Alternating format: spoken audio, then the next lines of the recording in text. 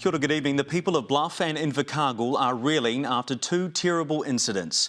4 teenage boys died in a car crash in Invercargill late yesterday afternoon. Then, less than 12 hours later, police were also dealing with a homicide after an attack left one man dead and another fighting for his life in hospital. Here's Juliet Speedy. The aftermath of the horror smash. A black Ford Ranger with 4 teenage boys collided with a concrete truck at around 4 p.m. yesterday with devastating consequences. Tragically, 4 young men passed away at the scene. 3 of those men were aged 16 and 1 from 17. Pretty wet, and I guess the road is pretty slippery as well if you are not driving to the condition. Surely the boys lost control of their ute and then came sideways on the road and ended up in front of the truck.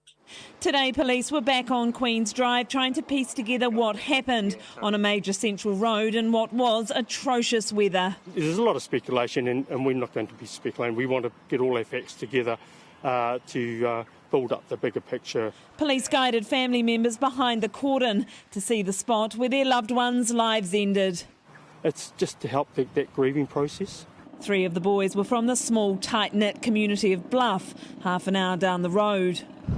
They are from well-known Bluff families that have lived in Bluff, some of them for generations, and the ripple effect going around Bluff is, it's quite strong. Ray Fife is a distant relative of one of the boys and, like most people in the town, knows all the families. The families, are involved in the marae here, which is a big part of the community, and they're another family through sporting, and 3 teenagers, they've got their lives to look forward to.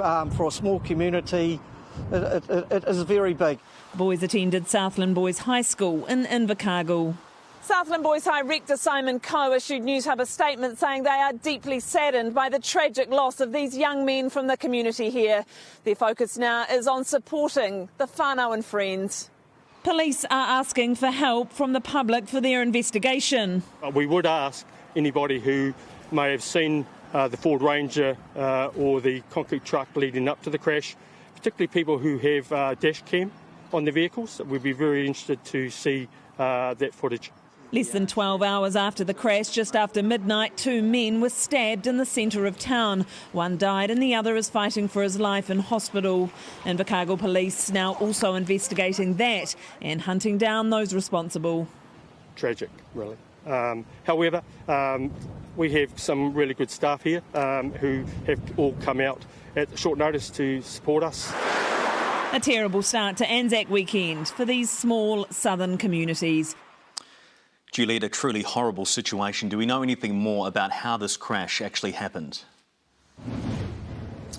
Well, Mitch, what we do know is the weather was absolutely atrocious here at 4 p.m. yesterday. Torrential rain and really low visibility. And all the residents and witnesses around here that I've spoken to say that they believe that black Ford Ranger was either trying to change lanes or possibly do a U-turn when the concrete truck smashed straight into the side of it. But police haven't confirmed this. They are still investigating to figure out exactly what happened here. But what everybody does agree on is this was truly a horrific smash, shocking everyone from the first responders on the scene to the many members of the public who also tried to help straight after this happened. But of course, it is most shocking of all for the family of the victims of this terrible tragedy here in Southland. Certainly is. Juliet, thank you for the update.